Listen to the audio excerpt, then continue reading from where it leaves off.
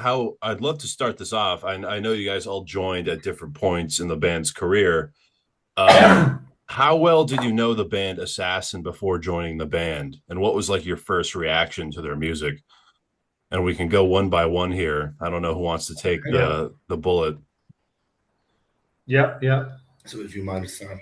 Yes, I am, how can I say, I'm a professional musician since I left school, and I was busy in very different and other styles of music. Before I joined Assassin, I was playing musicals, for example. I was a hired gun for musical productions. And of course, I was listening to rock and roll all the time and to metal, especially as well. But I just I knew Assassin from before, just from the surface, you know. Um, and I knew that's a band from Düsseldorf that got pretty famous in the '80s and had some yeah some success, but I wasn't that much into music, and I got an offer to play a rehearsal with them to maybe be the bass player for the band because they were searching for one, and then I started to listen to the music of Assassin, and I thought to myself, "Hey man, this is fucking crazy. This is really good. This and I then I saw that this rehearsal and to maybe join the band is a big chance for me to join a good band with good music. And that's So they my approached first. you. Yeah. Actually, I was playing a theater production here in the area, a musical production. That I had a contract with that production, and I was on a party somewhere in Düsseldorf from some artist. And as you know, on the artist parties, there are lots of artists, and I met the bass player of Assassin back in the days, the actual bass player, and he said to me, "Man, I'm so busy with some other musical projects. I ain't got the time to play in it with Assassin anymore. Are you interested?" And I said, "Yeah, yeah." It was Ufo Walter. Ufo Walter is playing with American Jimi Hendrix guitar player Randy Hansen. Just by the way, and he said to me, "I'm so busy with Randy, and I ain't got the time to play with Assassin anymore. Are you interested?" And I said, "Yeah, yeah. I'm under contract with that musical production, but sooner or later it will end, and after that I got the time to join maybe the band. Give it." I will give it a chance. So that was the first contact with Assassin. It was just a bit around the corner, so to say. Interesting. Really cool. Who wants to take the question next? I will. Yeah, for me, Assassin is or was a familiar band throughout my youth. I used to listen to Assassin with my mates at the first parties we did when I was 13, 14 years old. And yeah, I'm also became a singer in different other bands before, but was mostly underground stuff, Super Soma and lots of other bands from Mönchengladbach. And I'm a huge Suicidal Tendencies fan. And with one of my bands, Lord of Giant, I played a gig in Mönchengladbach, and there I met the current drummer Björn, who was also playing with another band there that night, and we made up in the backstage area, and finally found out that we are both really great and huge Suicidal Tendencies fans, and hey, they're gonna play in 1 or 2 months. They're gonna play in I don't know, Oberhausen or whatever. Don't you want to go there? And I didn't find anybody, to accompany me, and so we made a date to say let's meet up and go together to Suicidal Tendencies, and that's what we did, and yeah, we came along quite well, and yeah, let's say shortly after 1 or 2 weeks after that, I got a phone call from Björn, who already asked me, "Hey man, our singer just left the band.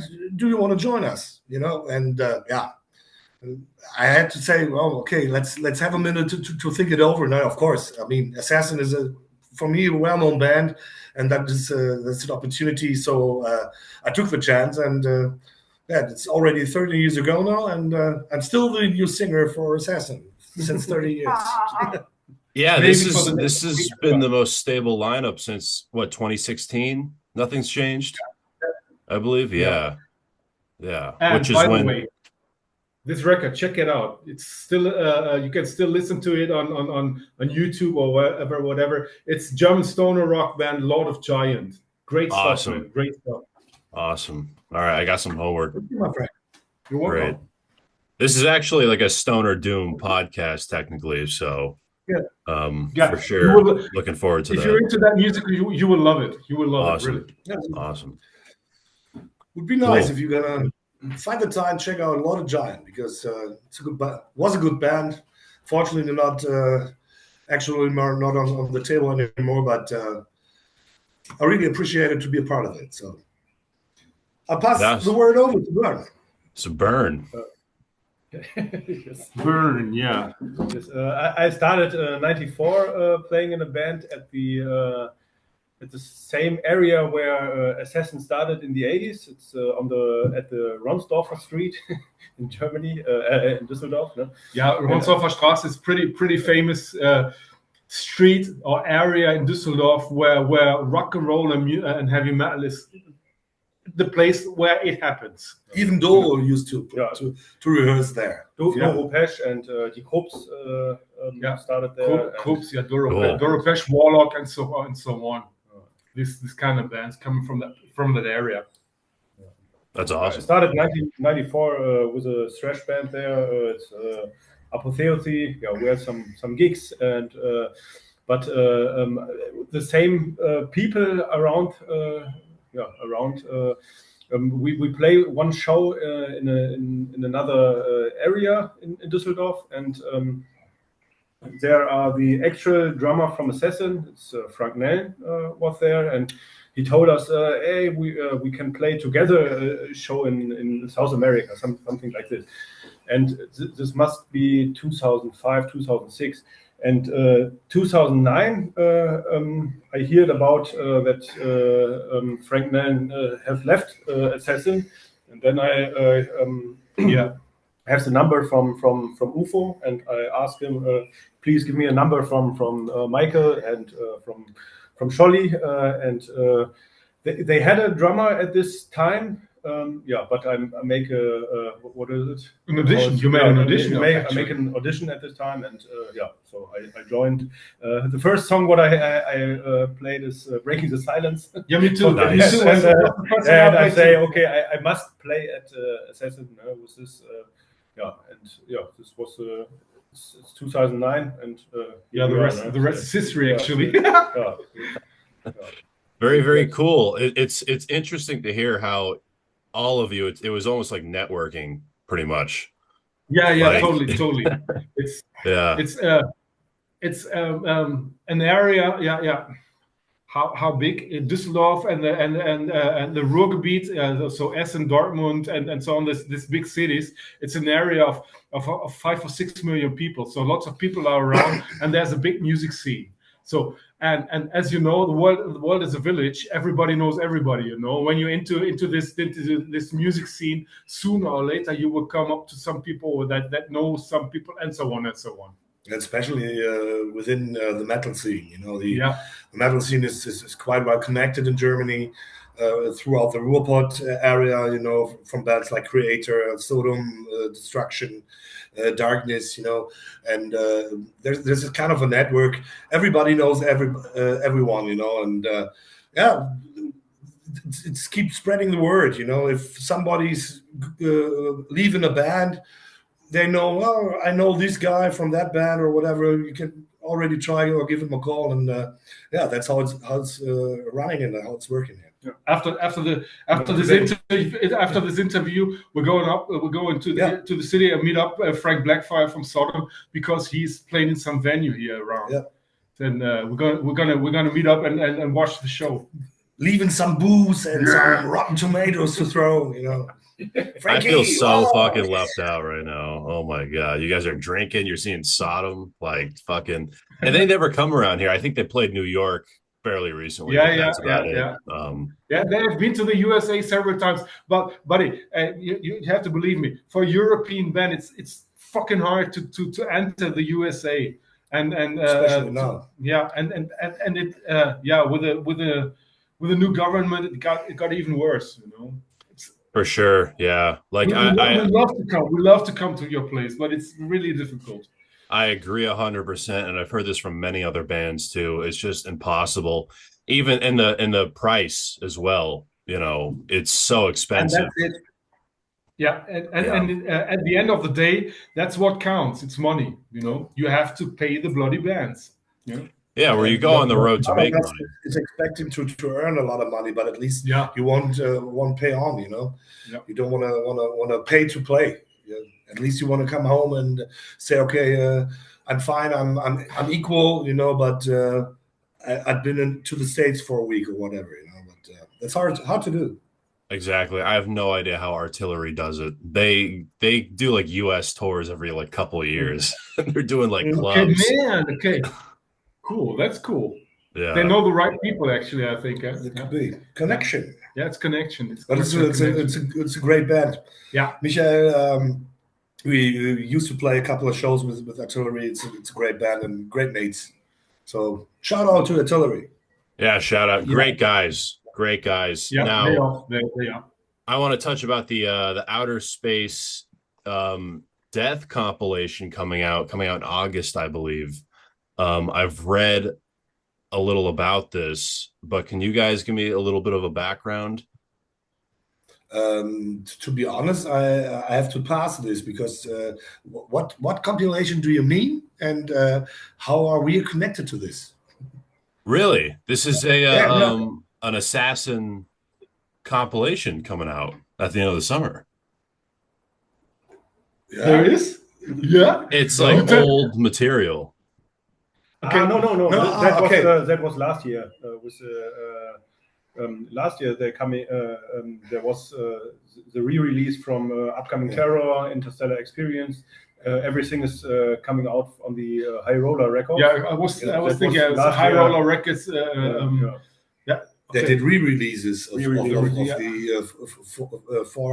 former two first records and the demo tapes, I guess. Yeah, probably mean that.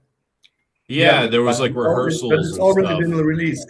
That was last year. Maybe in the USA it's coming this year. You don't know. I think that's what's going on. It has been last year. Because I read it's coming out in 2025 in August. Okay, yeah. Because here in Europe, it came out that the release was last year with High Roller Records. And you guys are on. I thought you guys are on. You're working with Massacre. Yes, records now. We got several. We got several record companies, and for new releases with new stuff, new songs, and so on, we got the contract with Massacre Records from Hamburg. And for re-releases, we got High Roller Records, also from Germany.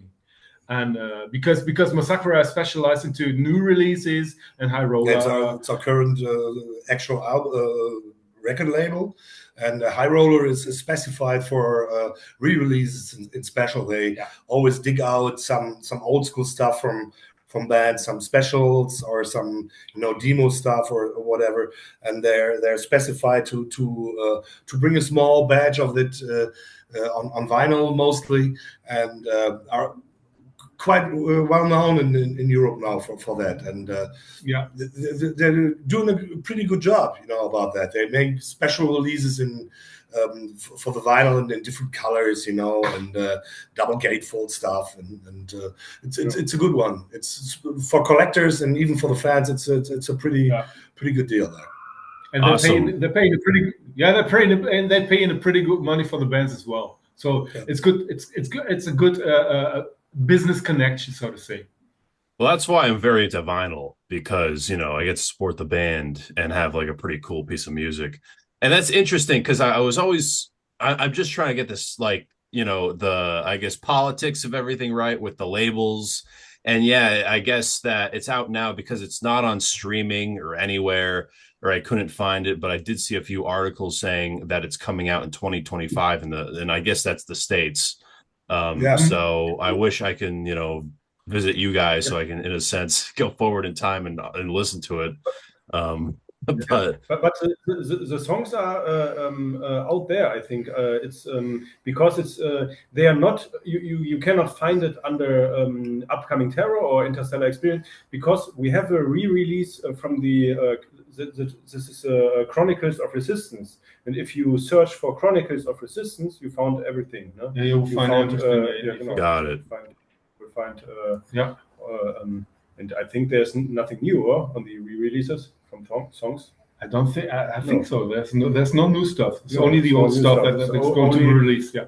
There is new stuff, but it's mostly our actual current album. It's called Skull Blast. Skull Blast is fantastic. And let's honestly get into some of the newest stuff, because I do really like it. So you mentioned Skull Blast. Before I ask anything, can you just give me some background on this EP generally? What can we say?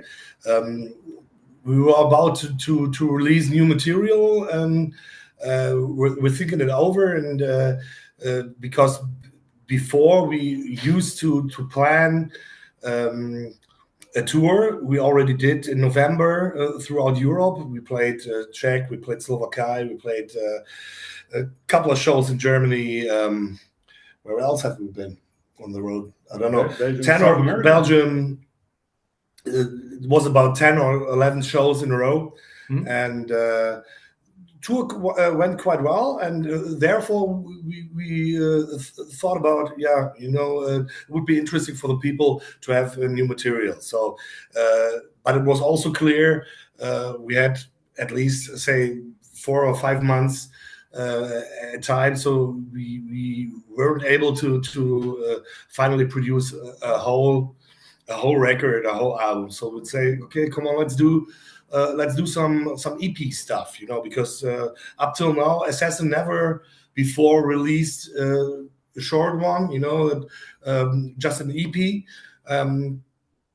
And that's the opportunity we took. And we said, okay, come on, we need some new material for the tour. So let's do this EP. Let's write some couple of new songs and release them throughout this EP. And therefore, we have for the fans and for the people new material to represent on the tour, and also can fulfill the task finally to have an EP with a band, So that's what we did with the Skull Blast, and we started to do songwriting sessions.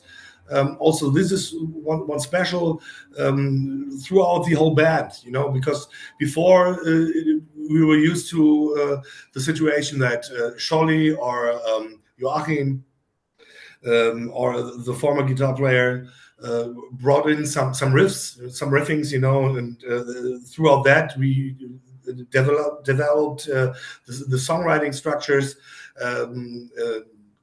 mainly in the rehearsal room.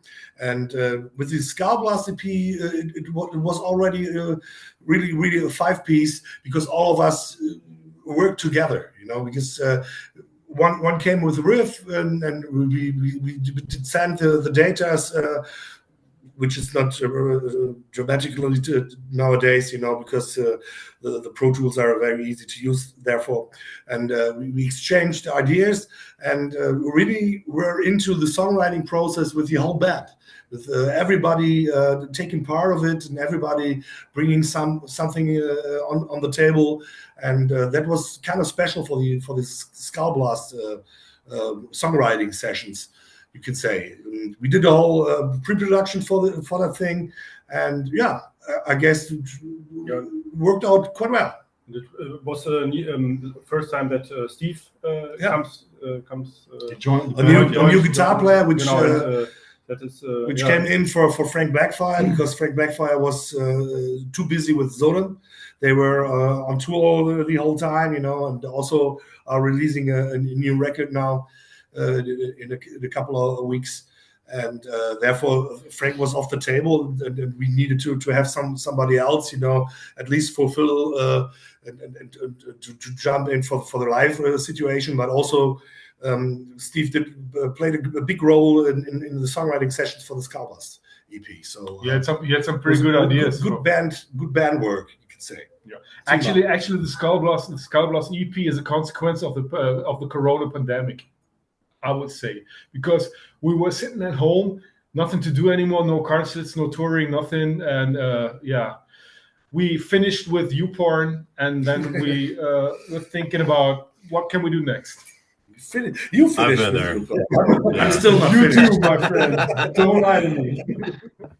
Yeah, we well, was on tour in 2023 in South America, and after that, the process was very fast. After that, we have much energy after the tour, and bring all together on the table, and I think it needs only 3 or 4 months to making the Skullblast EP. It was very fast progress, and it was very concentrated. Yeah, very concentrated. Focused. We have focused. The old records. I think we need more than 2 years for every record. No? So that was very fast and. Yeah. Awesome. Yeah. Well, since Breaking the Silence, the band's put out amazing material, like just excellent, and I think holds up to the old legacy stuff. And I think I might just be saying that because I kind of listened to it all at once, and didn't have that nostalgia glued on to the early stuff. But I heard that when it comes to the modern songwriting process, there can be a little bit of tension behind the scenes. Is that true? And was that true with the Skullblast EP? There's always tension behind the scenes. Always. I hate this band like hell, man. You won't believe.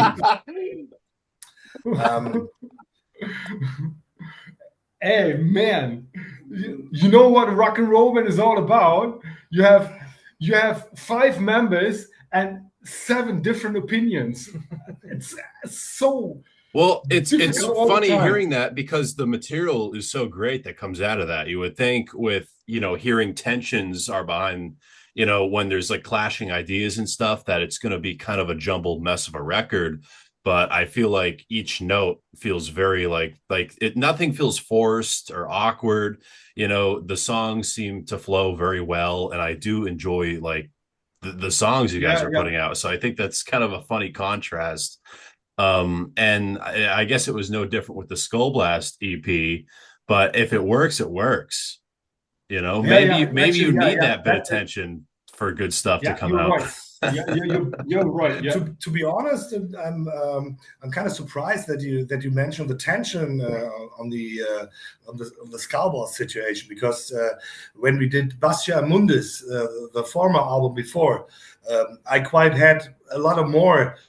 Or let's say I felt more tension about this, because we had a lot of arguing about ideas. We had a lot of let's say discussions, which way to go, and sometimes, especially me as a singer, I was quite discomfortable with the ideas Scholli asked me to do and to put on the table, and we worked that out on a long time base, and for me, I have to say I had the remembrance that I internally, personally, had the feeling that the songwriting sessions, especially for Bestia Mundus, were kind of more struggling, were kind of more demanding myself, and I was really curious and doubting, if this record will be that massive as it finally turned out, and fortunately, we all at least found a point where we joined together, and nowadays I have to say, Bestia Mundus is quite a massive and very good record. But after that, the pandemic. But for me, to be honest, it was kind of a struggle. It was a hard kind of birth for me.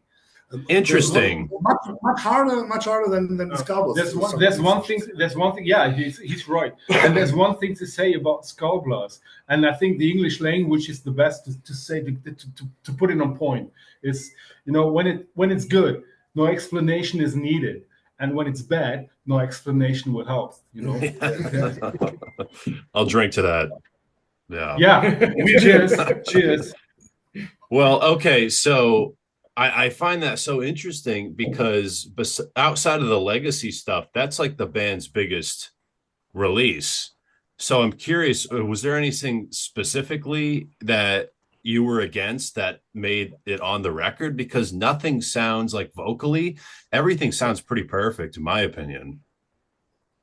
So from, we work very close with the recording studio with Lucky Bob for that recording, and we was very happy with the result. No? Yeah, we got a very good producer as well. Gene is a very young guy, very young, very fresh, and with new ideas, and he was picking up the spirit of our new material.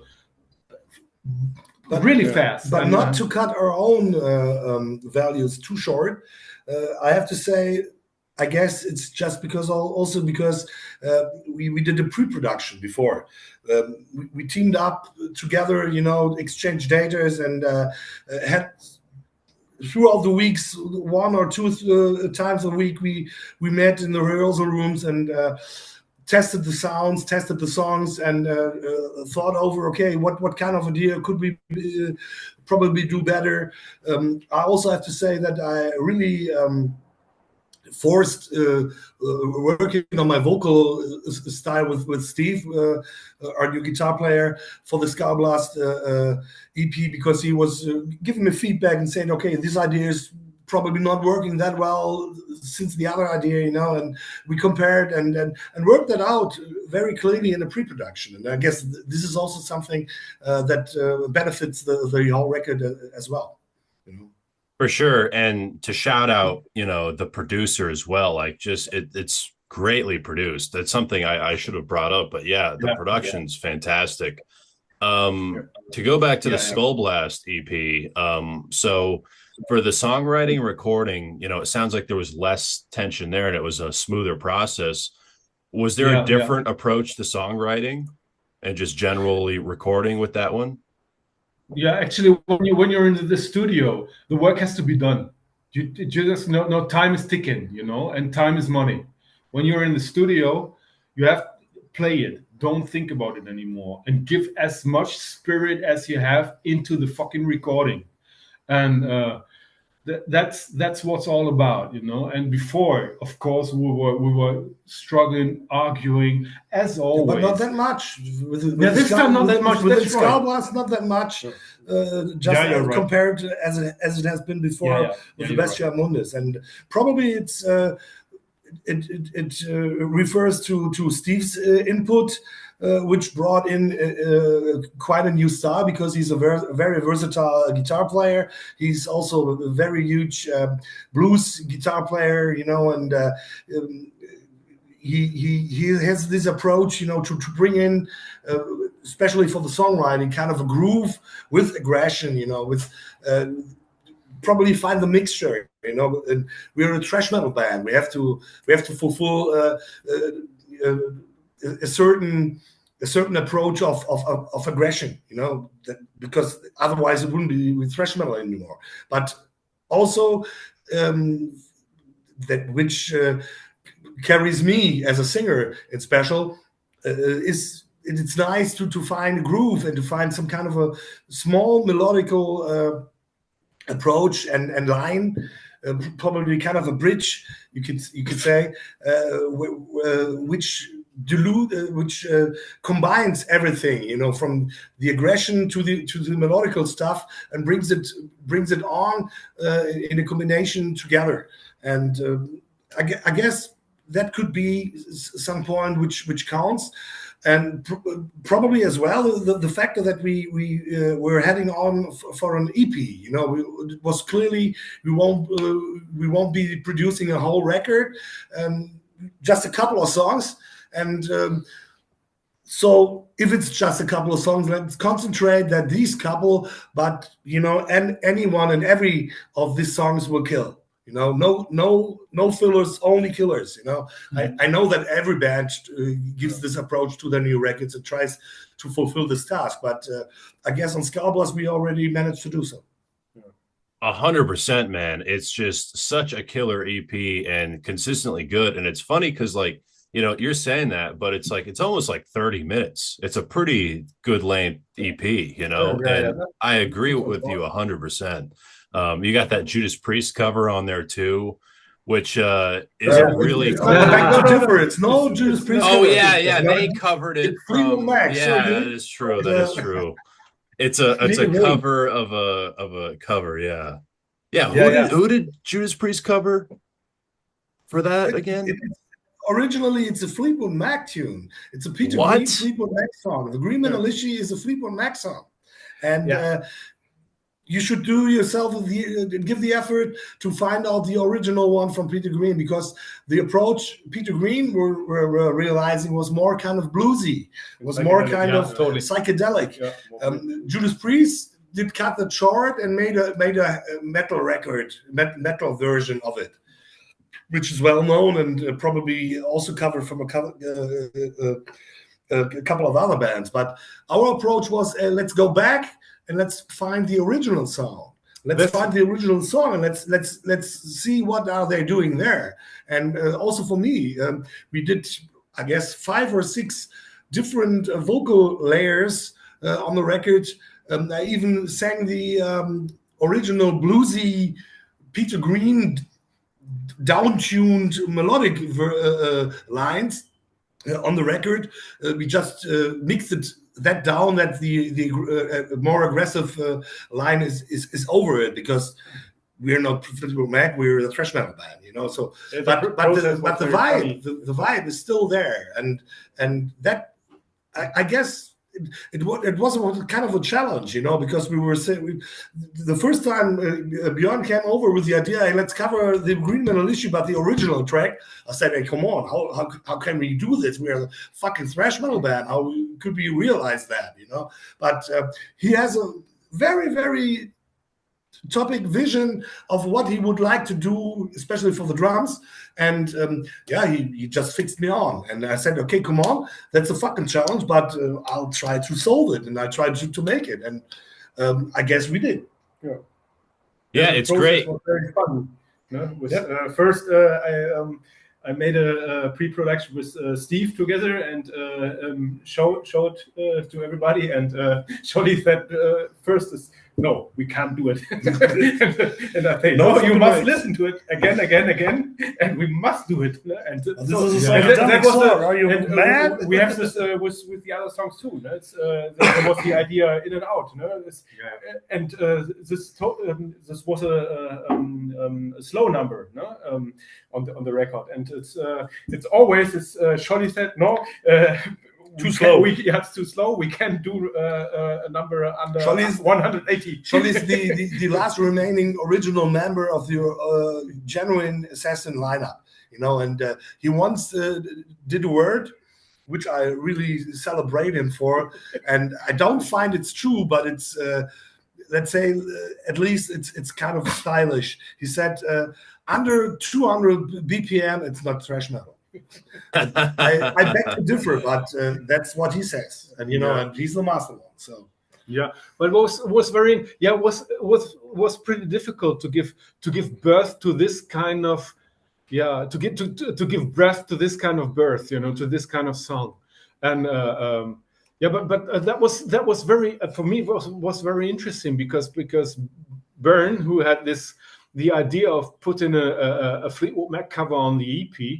He really had a spirit, and I didn't know where he wanted to go to, but I was feeling that he got a spirit, that he got something in mind, and I said, oh man, okay, I know you for so long, I know you longer than my wife, and I really love you. Okay, I follow you, and that was okay. I leave you alone for a couple of minutes. Probably be getting out. Yeah, it's And great, man, and it fits for sure. And it's like it's not like you guys because that is true. I can't believe I knew it was a cover. I didn't realize who it was. Peter Green though. I thought it It was was like an Peter older Green. blues song.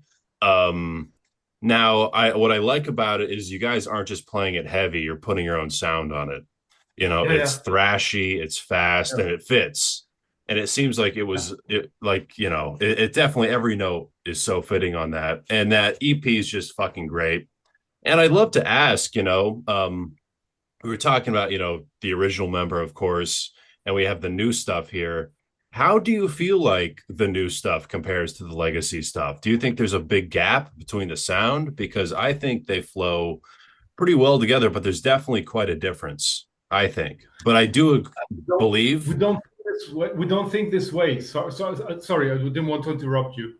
sorry. I didn't want to interrupt you. Oh yeah, Sorry. yeah. I'll say this real quick. I do think that the quality Yeah, between the legacy and the new stuff is the same. I don't think yeah. there's a drop off at all. I think it's if you told me it was the same lineup doing the same stuff, I'd believe it 100% because the quality is there for sure. But it's Nice compliment. definitely Thank you. you definitely all have your own flavor on the music, if that makes sense. Is this Yeah. something you agree with? Yes, yeah. Man, we're not young anymore, and the '80s where thrash metal happened and was developed back in the days are over. This is a matter of fact, and we try to keep it alive in our change and in our In our style, lifetime. we're also we're it's a different lineup. Scholli is the only remaining original general member of the old lineup. And I also think that this is quite important for Assassin because Scholli has a very very specific way to write songs. It is very fortunate for us and very yeah. Hey, sorry to interrupt you for one time. Scholli is the George Harrison of thrash metal. Believe me, really.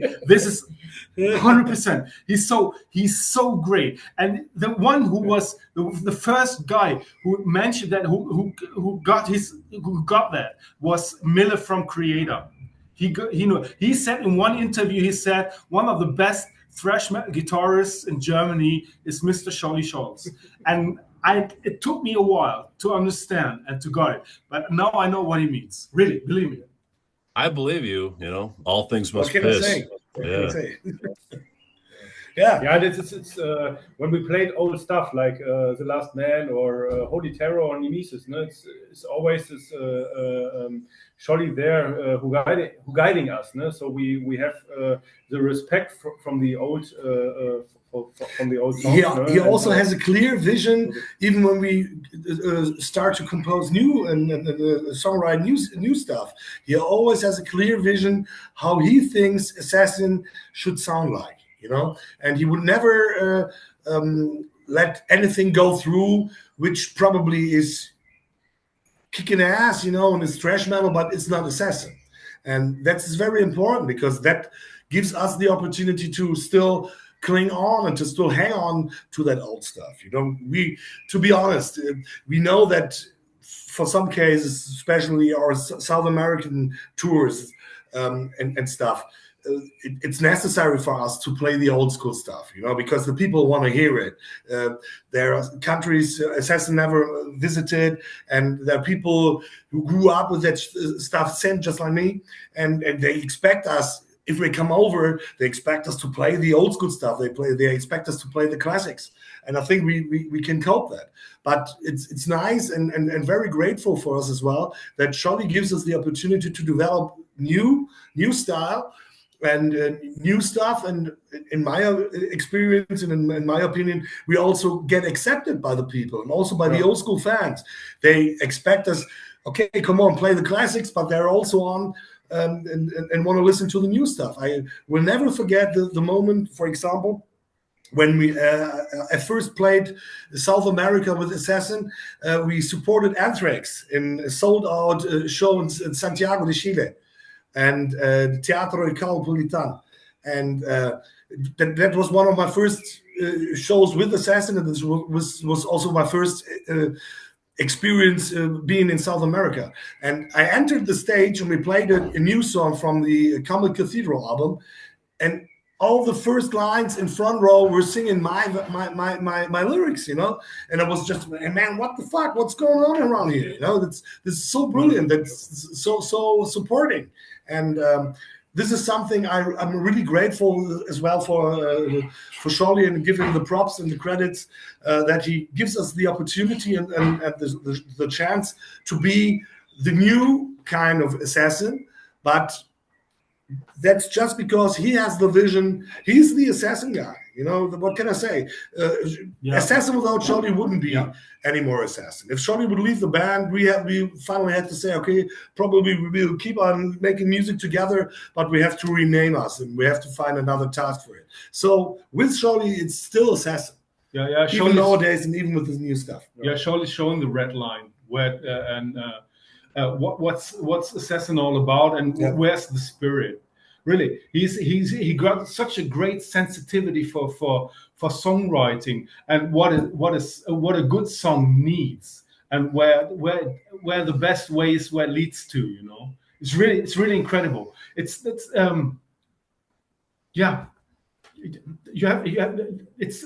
always a great experience to work with him, because there's always something new, some surprise, you know, some new idea, some spirit, it's really cool. But it's certain specific Scholli taste, you know? Yeah, totally. Tocco und.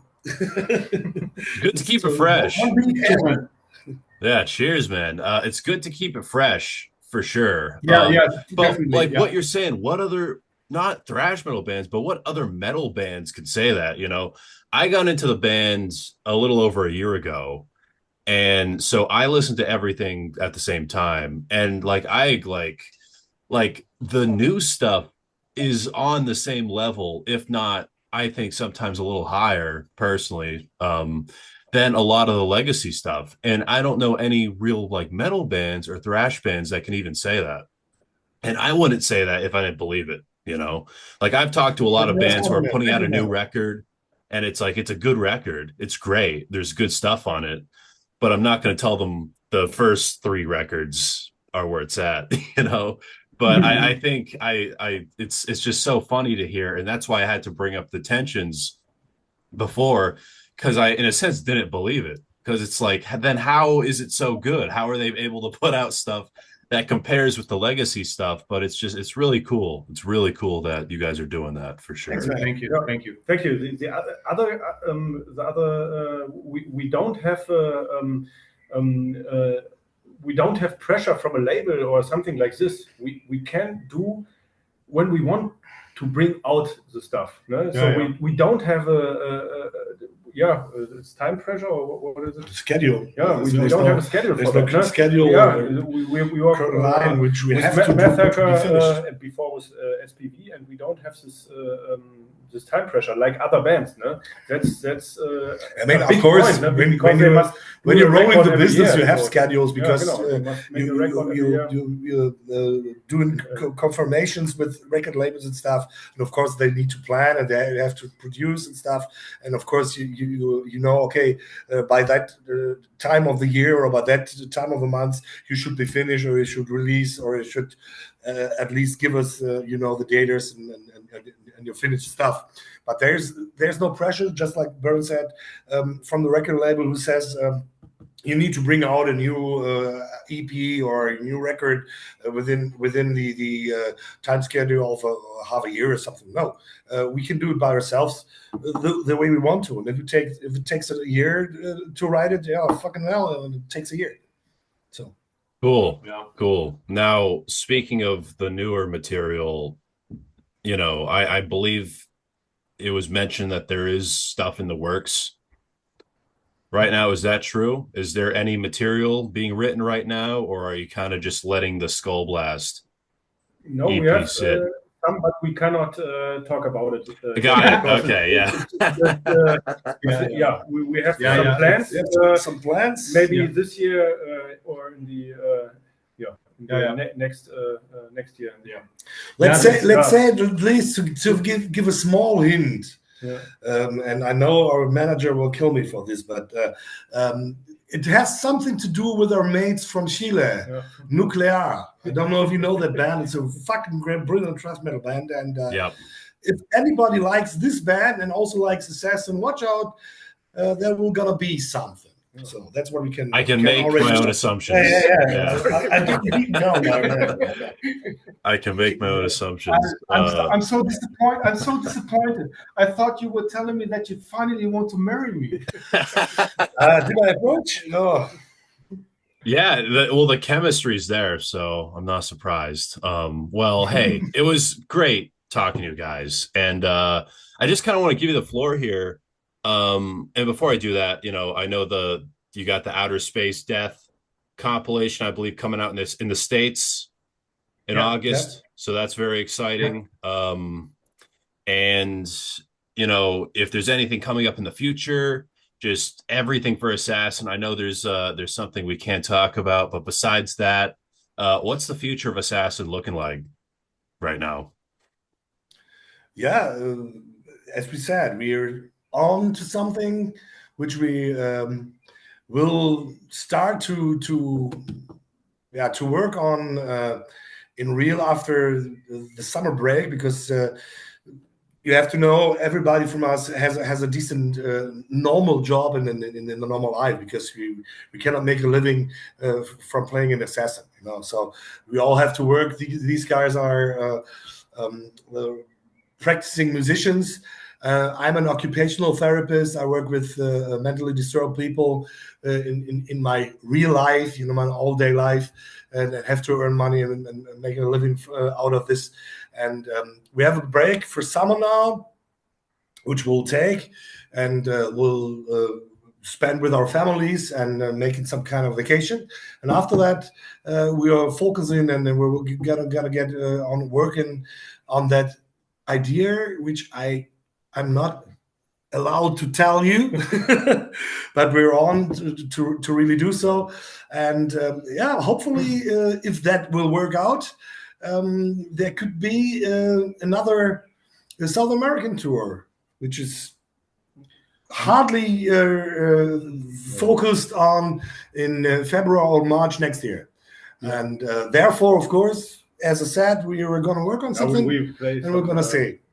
And of course, in the meantime, we're going to play some festivals, some special shows. We have a gig on the Headbangers Open Air in a couple of weeks. We're going to play the Bass and Fire Festival in 2 weeks. We're going to make it over the first time for us. Therefore, hello to these guys.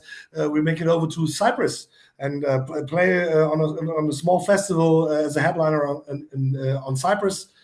Which we're already curious about, because as I said before, we never been before there, and that's a couple of projects we're going to do to the rest of the year. But Assassin is working on it, and there is more to come. There's more to come.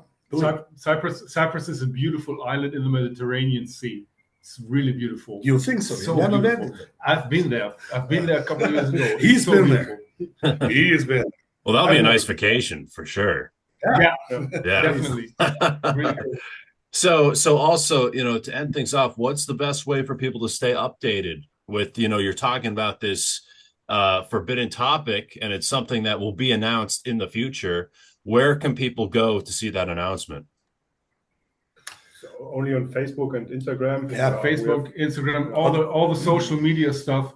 You can check it out. Check out our homepage, assassin-band.com or whatever it is, and you will see what's coming up next. Yeah. Awesome. Very exciting. Thank you guys so much again for taking the time.